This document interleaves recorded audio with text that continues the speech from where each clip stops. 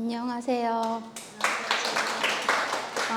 이거 교수님께서 2주일 전에 발표 어떻게 할 수 있냐고 말씀하셔서 그 연락을 받고 2주일 동안 제 삶을 좀 돌아봤어요.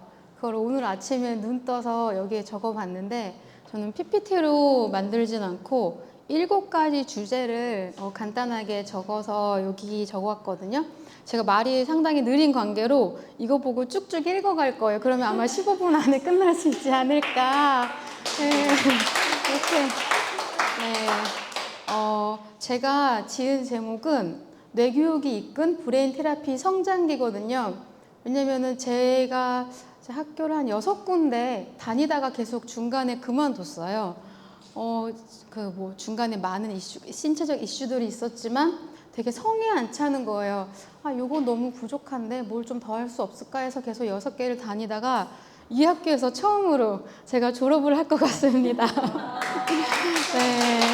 그래서 제가 지은 부제는 프로그램 실전 개발과 테라피스트 역량 강화였어요. 2주일 동안 제가 현장에서 교육을 하다 보니까 내가 되게 햇병아리였는데 많이 달라졌구나를 느꼈는데, 여기 적힌 것과 별개로 되게 신기하게 저는 인지가 다소 양호하신 분들을 상대로 교육을 진행하고 있는데, 지난주에 갑자기 어떤 데이케어 센터에서 요 반을 맡아달라 해서 딱 들어갔는데, 저는 보통 12명까지 한 반에 가르치거든요. 이렇게 말로 하는 강의가 아니라 한 분씩 돌아다니면서 만들기와 손을 좀 만져서 이렇게 활동을 해드려요. 근데 30명이 치매 다 초기와 경도인지 장애분들이시더라고요. 근데 그 순간 그 선생님이 보고서는 냈는데 보고서에는 인지장애가 있다고 쓰지 않았는데 괜찮겠냐고 저를 딱 말씀하신 순간 되게 신기하게, 제가 지금 이 학교 수업 받은 지 3년이 됐거든요. 3년 동안 배운 모든 교과목이 머리에 막 뜨면서 커리큘럼이 쫙 짜지더라고요. 그래서 내가 머리가 나쁜 대신에 몸을 고생해서 많이 복습한 이유가 있었구나 하고 너무 감사한 거예요. 그래서 그걸 여기다 짧은지 모르겠지만 읽어보겠습니다. 첫 번째 컨셉은요, 사람을 살리는 뇌인지과학이라는 주제예요. 제 삶의 출발점에는 늘 2가지 질문이 공존하고 있었어요. 그거는 어떻게 인생을 살아갈 것인가, 그리고 누구를 어떻게 도울 것인가. 이게 항상 머리에 맴돌았거든요. 여러분 혹시 생사의 경계에서 인생이 바뀐 순간이 있으실까요?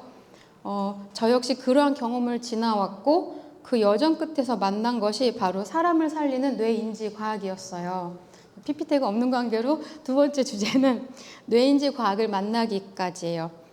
저는 태어나기도 전에 살 수 없다는 말을 들은 아이였어요. 그래서 엄마 뱃속에서 7개월 정도 이제 막 되려고 할 무렵에 병원에서 저를 없애는 수술을 시도하려고 했고, 엄마는 본능적으로 도망을 쳐서 나오셨어요. 그래서 외할머니께서 제 3팔머니를 수소문해서 저는 한 1kg도 되지 않은 상태에서 태어났고, 이 상태로 병원 가면은 실험 상대가 될 수밖에 없으니 집에 조용히 묻어 지내자, 이렇게 해서 이제 성장을 했어요. 그렇게 태어난 저지만 저는 운동선수가 될 만큼 건강해졌고, 실제로 학교 대표로 중학교 때까지 운동선수 2키에 농구선수와 달리기 선수 이런 걸 했었어요. 정말 재빨랐거든요. 그래서 아빠가 저를 좀 남자아이로 키우셨어요, 건강을 위해서. 그리고 저는 파일럿의 꿈을 꾸고 있었기 때문에 공부도 되게 열심히 하고 물리와 과학 이런 걸 되게 좋아했었어요. 근데 고등학교 1학년 등굣길에 달리는 자동차 바퀴에 몸이 낀 상태로 끌려왔어요. 그런 중상해를 입고 2년 동안 병원에 누워 있었는데 왼쪽 몸 전체가 저는 마비된 상태로 한 5년, 6년을 살았어요. 그리고 실어증도 왔고 이제 뇌 손상도 많이 왔지만 검사로는 정상이지만 말을 못하는 병, 그리고 기억을 못하는 병이 걸렸었죠. 근데 그 침상 생활은 제 인생을 송두리째 바꿨어요. 저는 1분 1초도 우울한 적이 없었던 게, 엄마가 항상 저한테 너는 뭔가 특별하니까 이런 사고가 날 거야. 그리고 너는 사람들 사이에서 뭔가 할 게 있으니까 이렇게 큰 고통을 겪겠지라고 해주셨어요. 그렇지만 저는 간절히 바랬던 파일럿은 내려놔야 됐었죠. 그래서 그러다가 계속 제 몇십 년 살아왔지만 믿기 힘들겠지만 저는 30대 중반까지, 그러니까 왜 웃으시죠? 20대 중반으로 보이는데 중반까지. 좀 이따 저랑 저녁을 같이. 그래서 30대 중반까지 저는 8번의 교통사고와 그리고 15번의 대수술을 겪었어요. 근데 단 한 번도 저는 우울한 적은 없었어요. 왜냐면 주변에서 이게 안 좋은 거야, 나쁜 거야, 아픈 거라고 말한 분이 한 번도 없었어요. 그냥 과학은 좋고 의학기술은 입원할 때마다 수술할 때마다 되게 좋은 기계가 생기더라고요. 그래서 의사들이 자랑해요. 자기야 이번에 이거 새로운 기계 들어왔는데 자기한테 좋을 거야 이렇게 말씀하시더라고요. 그래서 와 좋네. 그랬더니 의사 선생님께서 이번에 너 이거 수술하는 거 촬영해서 학회에 보고할 건데 전 세계에 퍼져. 그래서 와 저런 애서 좋아지네요. 이렇게 한 거예요. 저는 되게 해맑았죠. 그래서 그런데 제 인생에 좌절이 없었잖아요. 근데 딱 목표가 하나였어요. 저는 어제보다 건강한 내일을 살자. 그래서 어르신들한테 항상 말씀드리는 게 어르신들 항상 모여서 곧 죽을 텐데 하지 말고 그건 그때가 살 일이고 지금 저랑은 재미있게 노시죠. 하고 이제 놀거든요. 그래서 저는 어느새 건강, 회복, 항노화가 제 인생 전체에 키워두고 목표였어요. 그래서 그 여정이 저를 인지과학으로 이끌어줬다고 믿고 있고요. 자, 세 번째 주제는요. 몸의 언어를 배우다 생존에서 프로토콜로 이거고요. 저는 끊임없이 반복되는 사고와 수술 속에서 어느 순간 살아내기 위한 인체 설명서가 나한테 필요하구나. 더 이상의 수술과 사고는 오지 않을 테지만 그래도 나를 좀 알려면 나는 사람이란 존재를 모르고 있다. 어떤 메커니즘이 있어서 이거를 좀 간절하고 절박하게 공부해봐야겠다고 생각을 했어요. 근데 그때 저희 알고 있었던 게 없었기 때문에 그냥 의학적, 한의학적 지식을 되게 많이 공부했고 그리고 몸과 감정의 연결고리를 이해하기 위해서 심리학적 고찰에 굉장히 집중을 하고 있었어요. 그래서 고등학생과 대학생 시절에 수시로 양호실에서 1시간씩 자야지 1시간 수업을 들을 수 있는 몸이었고 제 신체적으로 병을 가진 신생아랑 다름이 없었지만 저는 당시에 작곡을 전공하고 있었어요. 그래서 사람들을 치유하는 게 날 치유하는 거다. 좀 거꾸로 생각을 잘못했죠. 나를 먼저 치유한다고 생각을 한 번도 해본 적이 없는 거예요. 그래서 음악이라는 생존의 버팀목에 매달리면은 그냥 뭐 작업 끝나고 조금 자면은 또 돌아오겠지. 뭐 그렇게 생각을 했어요. 근데 30대 중반에 마지막 사고에 정말 다행히 더 이상 사고가 없었어요.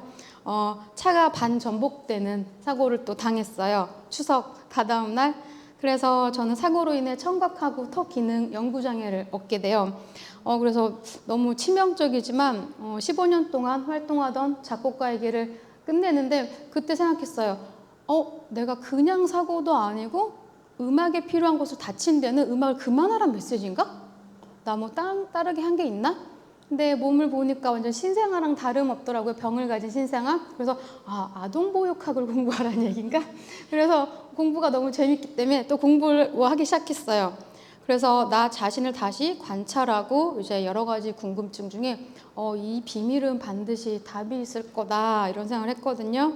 그래서 그때 든 확신이 내가 살아온 이 모든 생존의 기록들이 누군가의 삶을 지키는 인체 사용 설명서가 될 수 있지 않을까 이런 조금 재미있는 희망을 갖게 되었고요.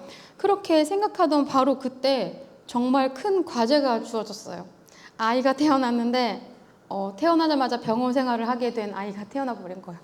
그래서 정말 멘붕이 온 적이 없었어요. 바로 이제 현실이잖아요. 근데 그때 너무 감사한 게 제가 아팠던 한 25년간의 삶으로 인해서 아이를 어떻게 하면 낫게 할 수 있는지가 보이는 거예요. 병원에서는 불치가 아니라 난치병을 한 4개 가지고 있는데 이건 어려울 치료일 뿐이다. 그냥 부단히 해나가시라고. 그래서 그냥 밥 먹듯이 하면 되는구나 하고 되게 조금 이렇게 아둔하지만 좀 해맑게 생각을 했던 것 같아요. 그래서 그때 저는 로또를 당첨된 기분이었는데 이제 정말 방법을 찾을 수 있겠다. 그렇게 확신을 했고, 그래서 그 어깨를 무게감으로 짓누르기보다는 사람이라는 생명체를 위한 생리적, 정서적 프로토콜을 반드시 찾아낼 수 있겠다. 이런 확신을 가졌어요.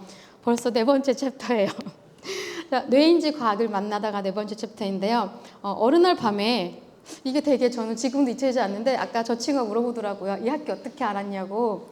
정말 희한한 게요. 어느 날 밤에 아이가 응급실을 또 갔어요. 그래서 침상에 있는데 너무 목이 마른 거예요. 휴게실을 갔는데 누가 보다만 잡지가 있더라고요. 거기에 이 학교 홍보가 있는 거예요. 그거를 들여다보는데 그 페이지가 지금 생각나요. 오른쪽 페이지 밑에 동그란 이렇게 그림이 있고, 근데 그때 심장이 갑자기 막 요동치는 거예요. 제가 진짜 공부를 좋아하지만 웬만한 공부에서는 매력을 못 느꼈는데, 이거는 접하지도 않은 학과인데 이 시끄러운 삶이 잠시 진정되면 반드시 저기 연락을 해보자. 그러니까 아이가 아프고 전 직장 생활을 했기 때문에 겨를이 없었거든요. 그래서 그때 든 생각이, 어쩌면 뇌를 알게 되면 모든 답을 다 볼 수 있을 거야. 이제 찾아보자 생각을 했어요. 그렇게 때를 기다렸고 2022년에 역시 아까 저도 전화를 걸었을 때 조교님께서 받으셨고 교수님께서 전화가 오셨어요. 그래서 50분 동안 제 모든 질문에 제가 정말 별걸 다 질문했어요. 그랬더니 그때 저한테 뇌인지과학, 심리학, 뇌교육의 철학과 실제를 다 설명을 해주신 거예요. 지금도 기억이 나는데, 그래서 그 당시에 입학까지는 5개월이 남아 있었어요. 근데 5개월 후에 저는 또 새로운 나이가 되잖아요. 그래서 플랜을 잘 짜야 되겠다. 파워 제이는 아니지만 플랜을 짠 게 스스로 회복의 플랜을 세우기 시작했어요. 그게 뭐냐면 8번의 사고로 머리를 항상 이쪽 머리만 계속 다친 거예요. 그래서 그리고 머리도 안에도 많이 긁어냈고, 그래서 기억력과 암기에 대한 극심한 불안이 있고, 또 실제로 단기 기억 상실에 시달리고 있었기 때문에 저를 잘 알잖아요. 그래서 내 머리로 공부를 하려면 나는 플랜 잘 짜야지 해서 입학 전에 제가 좀 조교님을 조금 괴롭혔어요.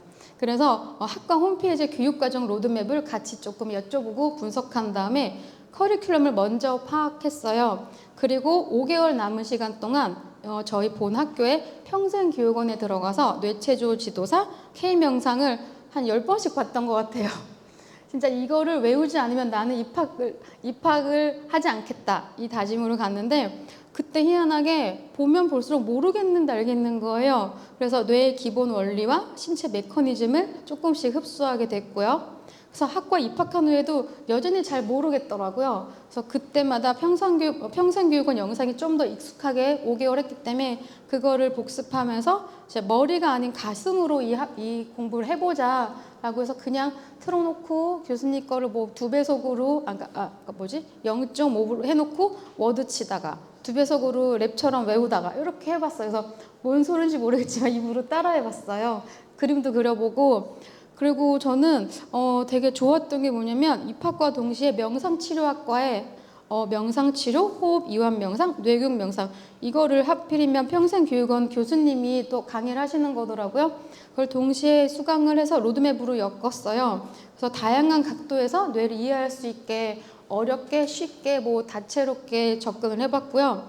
그래서 딱 첫 학기를 마쳤어요. 그때 제가 결심한 건 뭐냐면, 6개월 동안 배운 걸 체화하지 않으면 이건 내 머릿속도 반드시 사라지겠다 해서 그때 휴학을 감행했어요. 그래서 그 시간 동안 배운 내용을 6개월 동안 계속 복습을 했어요. 내 머리로는 이렇게 하면은 들어가겠지, 시내스가 형성되겠지. 그렇게 해서 그냥 교수님께서 알려주신 방법대로 이렇게 하면은 뭐 이렇게 빛이 생기고 시내스 어떻게 형성돼서 반복하면 되는구나 하고 그냥 그렇게 해봤어요. 그래서 그때 저만의 속도로 공부와 실천을 이어나갔고, 희한하게 어느 순간 브레인 테라피라는 이름의 실천형 프로그램이 생각이 나더라고요. 그래서 당시에 강남구 어린이들과 시민들을 대상으로 교육 봉사를 하고 있었는데, 이거랑 관계가 좀 없는 봉사였어요. 당시에는 그냥 로봇 코딩 이런 쪽이었는데, 나가서 10분씩 공짜로 교육을 해드린 거예요. 그래서 학교에서 배운 내용을 현장에서 적용하면서 그 과정에서 나한테 무슨 과목이 부족한지, 지난 학기 뭐가 좀 머리 안 들어갔는지, 그리고 뭘 더 강화해야 되는지 끊임없이 정리를 해봤어요. 그리고 이제 3개밖에 안 남았어요. 생명의 치트키 5번째인데요. 제가 그때 발견한 건 비약물적 뇌인지 중재의 힘이었어요. 그게 뭐냐면, 아이를 일으켜 세우기 위해서 저는 가진 모든 걸 다 꺼냈거든요. 뭐 음악 치료, 미술 치료, 심리 상담, 뭐 테라피, 요가, 수지침, 그리고 아이가 폐질환자였는데, 그리고 아이가 뭐 우유랑 분유, 단백질을 전혀 못 먹는 소장을 갖고 태어난 아이였는데, 그 아이에게 뭐 폐질환자를 위한 마사지 모든 걸 다 했는데 부분적이지 이게 퍼즐을 다 한 번에 맞힌 느낌이 안 드는 거예요. 그래서 10년 정도 아이가 만 10년 딱 고생했거든요. 지금 이제 만 12세인데 고생하다가 아이를 보니까 조금씩 일어나는 그 메커니즘이 보이더라고요. 그래서 이렇게 하면 아이가 날 수 있겠구나. 이제 얼마 안 남았구나. 의사가 칭찬하는구나 라고 할 때 갑자기 저를 봤더니 제가 좀 바닥을 치고 있더라고요. 왜냐면 인간의 육체를 갖고 있고 이미 40이란 나이가 넘었고 이제 40대 제가 49살이거든요. 40대 중반에 그러니까 2년 전이니까 2년 전에 아이가 이제 완치 판정을 받기 전에 제가 공황장애와 뭐 각종 뭐 그런 게 있었는데 갑자기 부모님께서 두 분이 번갈아 수술을 하기 시작하신 거예요. 그래서 내 나이 때 겪는 모든 악조건을 다 내가 이렇게 겪네. 아니 왜 근데 언니와 동생이 외국에서 이제 일을 하기 때문에 한국엔 저밖에 없는 거예요. 아이는 아픈데 아이가 한 2개월만 더 병원 다니면 이제 끝날 수 있을 것 같은데 엄마 아빠 그 암 치료는 저밖에 두 분이 바라보지 않는 거예요. 요양보호사도 싫다 그러고 뭐 이렇게 뭐 도움이 싫다 그러고. 그래서 그때 하필 또 제가 하던 사업이 벼랑에 몰렸어요. 코로나도 있었고. 그래서 제가 그때 이제 도무지 답이 보이지 않았는데 스스로한테 물었어요. 결국 사람의 목숨이 쉽게 끝나지 않을 테고 치료가 돼야 한다면 생명의 치트키는 진짜 뭘까? 저렇게 다 밖에 살아가고 있는데 저들은 어떻게 살아가고 있는 걸까? 근데 제가 어느 날 11층인 집 베란다에 이렇게 서 있더라고요. 그리고 공황장애가 시작된 거예요. 숨도 못 쉬고. 근데 그때 2주일간 약을 먹다가 다 끊으면서 병원에선 끊지 말라고 했지만 내가 명료한 정신으로 이 치트키를 찾고야 말겠다. 그래서 내 몸이 공황장애 때 반응하는 그걸 보면서 연구를 직접 하기 시작한 거예요. 배운 뇌체조도 해보고 여러 가지 막 시냅스 해보고 했어요. 그때 딱 깨달은 게 하나가 뭐냐면 이것도 멘탈 싸움이구나. 엄마 아빠가 아픈 거는 나랑 상관없지만 나랑 상관이 있고 아이가 아픈 건 내 아이지만 나와 다른 개별 존재고 그리고 내가 공황장애가 왔지만 난 숨쉬고 살아있고 그때 생각난 게 어쩌면 지금 이거는 진짜로 나한테 가장 마지막에 거대한 도약의 기회를 주고 있는 거겠구나. 그래서 이 절벽에서 내가 나만 믿으면 손을 놔도 되겠구나. 이런 확신이 갑자기 생기는 거예요. 그때 제가 딱 학교에 입학을 한 거죠. 그래서 제가 할 수 있는 거는 정말 재미있는 깊이감 있는 공부밖에 없었어요. 공부할 때는 아무도 저를 괴롭히지 않고 그러더라고요. 그래서 아이와 부모님의 병원을 그리고 도서관을 오가면서 계속 강의와 교환과 논문들을 닥친 대로 막 다 씹어 먹을 것처럼 뭐 소화가 되니까 다 날라갔겠죠. 그냥 계속 공부를 했어요. 그리고 기초 뇌과학, 심리 생리학, 명상, 뇌체조 학교에서 있는 모든 거 그냥 다 들었어요. 그렇게 해서 열어젖힌 게 바로 제 안에 치유의 판도라 상자였어요. 너무 신기하게 그 상자 속에는 이론을 넘어서 사람을 그리고 삶을 살리는 실천 매뉴얼, 곧 브레인 테라피라는 프로그램의 씨앗이 숨어 있더라고요. 그리고 제가 느낀 게 학문을 머리에 쌓는 대신에 현장에 나가서 사람들한테 이걸 실천하는 감사한 삶을 베풀어 보자 이렇게 다짐을 했고요. 자, 6번째, 이제 2개 남았습니다. 브레인 테라피 프로그램을 제가 개발을 하게 됐어요. 그때 제가 다이내믹 스태틱 밸런스라고 동적, 정적, 균형 그리고 운동성과 인지성의 황금 비에 꽂혀 있었거든요. 이 원리가 어떻게 보면 간장 소스 황금 비율로 떡볶이 소스 만들듯이 뇌의 과학에는 그리고 사람한테는 그리고 치매, 항노화 이런 모든 거에는 황금비가 존재하는구나를 알게 된 거예요. 그래서 황금비를 그러면 내가 할 수 있는 모든 키트를 어떻게 적용을 할까 해서 제가 한 건 뭐냐면 동적 움직임과 그리고 정적 몰입인 인지성의 균형을 이루게 되고 그리고 뇌 기능을 자극하고 인지력, 기억력 향상은 물론 정서적 안정을 유도해서 치매 예방까지 도모하는 비약물적 인지중재 프로그램이 되겠구나라는 확신을 가졌어요. 그래서 그때 제가 이제 만든 게 인지과학의 기반 훈련 시스템, 그리고 제가 했던 음악과 미술, 그리고 예술 명상을 활용해서 감정 정화 활동, 그리고 제가 아까 로봇 코딩 한다고 그랬잖아요. 그걸로 5년 동안 제가 봉사를 했거든요. 그런 인지 순서를 자극하는 모듈형 손으로 하는 조립 활동, 이거를 황금비로 한번 계속 비율을 맞춰봤어요. 그래서 이거를 제 머리랑 심장으로 100% 이해된 이 구조를 현장 교육을 통해서 데이터를 쌓기 시작했고 끊임없이 보완해 나갔어요. 그때 교수님이 많이 잘 도와주셔서 감사합니다. 그래서 이게 되게 신기했던 게 매 학기 수강 중인 모든 과목을 녹였는데 너무 가끔씩 조바심 나는 게 6개월 동안 정해진 과목을 듣잖아요. 근데 저는 저것까지 다 배워야지 이걸 하고 싶은데 이게 뭐 6개, 5개밖에 안 열리는 거예요. 그렇지만 이 6개를 최대한 로드맵을 잘 짜서 묶자. 그래서 아까 말씀드린 것처럼 각 연관된 프로그램을 6개월은 다 전부 다 끝내버리자 해서 6개월 분기로 프로그램을 계속 업데이트를 시켰어요. 그래서 과도한, 그리고 또 중요한 게 제가 사업을 해야 되는데 저는 사업적 머리가 한 개도 없어요. 그리고 사기도 많이 당해왔고 되게 안 좋은 일들이 많았지만 제가 생각을 해본 게 정권이 바뀌면서 전부 실버로 전환하더라고요. 어린이 사업에서 어린이 프로그램으로 녹이다가 실버로 제가 전환하면서 과도한 민간 시장 경쟁 속에서 나한테 돈 줄 때는 정부밖에 없겠다. 그래서 지속 가능성을 확보하기 위한 돌파구를 찾고자 정부 지원 사업과 공공 플랫폼으로 방향을 완전히 전환했어요. 그래서 작년 여름에 강남구 세계동의 주민센터와 경기도 광주시의 주민참여 예산을 제가 냈어요. 당시에 어린이와 어르신들을 위한 브레인 테라피 프로그램을 제안했는데 4개 중에서 3군데서 연락이 왔어요. 그래서 총 3개 동과 4군데 학교 프로그램이 채택돼서 현재는 일주일에 경로당 11곳을 나가고 있고요. 그리고 180명의 어르신들을 가르치는 감사한 기회를 맞이하게 됐어요. 그리고 3군데 초등학교에서 아이들한테 이제 브레인 테라피와 뇌인지 체조와 그리고 로봇 코딩을 동시에 가르치고 있거든요. 그리고 정말 감사하게도 현재 그 수업 중인 지역의 시장과 동장님이 너무 잘 봐주셔서 이미 내년도 지원 사업을 그분들 이름으로 넣어주신 거예요.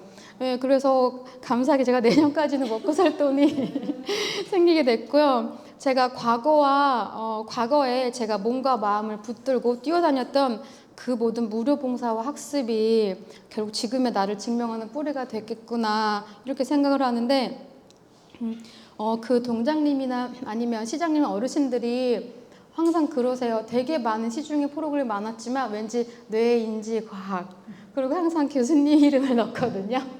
교수님들 성함 넣고 그리고 저희의 이론 같은 거 이렇게 넣는 과정에서 사람들이 항상 느낀 게 이 프로그램이 되게 정말 그냥 교육하는 게 아니라 진지하게 눈을 마주쳐서 이 지역사회를 되게 힘나게 하는구나. 그리고 어르신들이 실제로 제가 너무 15분 만에 끊기는 마이크인가요? 제가 그래서 되게 신기했던 건 실제로 어르신들이 주민센터나 동사무소에 많이 안 찾아가잖아요.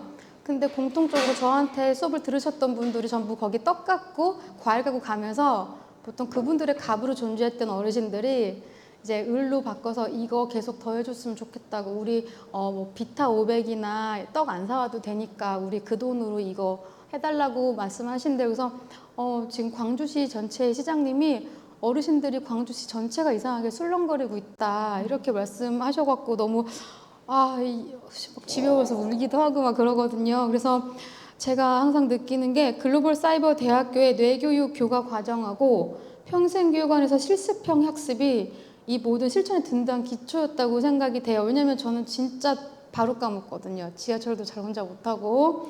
그런데 그러니까 저라는 애벌레가 나비가 될 수 없다고 저는 생각을 했어요. 그냥 애벌레를 꿈틀거리며 살아가는 것도 다행이다 그랬는데 이 되게 그때 저 어디 학과 갈 때 고민 많이 했는데 교수님이 여기밖에 없어라고 강조하셨거든요. 그 한마디 되게 건넨 좀 따뜻하신 손으로 제가 지역사회와 정말 어르신들한테 되게 큰 나비 효과를 뿌리고 있지 않나 생각을 하고 저는 항상 교육에 가면 그런 생각을 해요. 이 한 분이 건강하면 이 가족이 건강하고 그 동네가 건강할 거다. 그리고 서로 한 분씩 끌고 와요. 같은 동이 아니어도. 그러면은 이렇게 해서 이제 도미노처럼 모두가 일어설 수 있겠다 생각을 하고 있고 드디어 마지막 되게 짧아요. 7번은 사람을 살리는 뇌라는 주제고요. 저는 뇌를 공부하면서 정보를 쌓기보다 사람을 이해하고 삶을 회복시키는 길을 굉장히 찾고 싶었어요. 그래서 제가 그렇게 이제 태어났고 어릴 때부터 뭐 그런 과정 거쳤고 아이도 아팠고 엄마 아빠도 그렇게 해서 지금도 엄마가 되게 물도 잘 못 드실 정도로 편찮으시지만 항상 저는 생각해요. 현장에서 사람들의 마음을 대하고 희망을 돕는 역할을 하면 엄마 아빠도 언젠간 좋게 되고 아이도 더 이상 병을 얻게 되지 않고 나는 사고가 나도 다시 살 수 있는 이 뇌체조도 있고 막 여러 가지 있잖아요. 그래서 겁먹지 않고 살게 됐고요. 돌이켜 보면은 제 인생이 이렇게 단단해진 거는 제 공부 때문이 아니고 그 누군가 삶을 살린 데 쓰였구나. 그게 나를 살리고 아이 살리고 부모님 살리고로 시작됐구나 하고 감사하게 생각되고 그래서 뇌를 배우는 삶이 달라진다는 게 뭔지 그리고 뇌가 나의 주인이 내가 된다는 게 뭔지 정말 체화하고 살았고요. 오늘 발표를 하기 위해서 2주일 동안 많은 생각을 했는데 내가 이렇게 감사한 삶을 살고 있었구나를 알게 된 정말 좋은 계기였고요.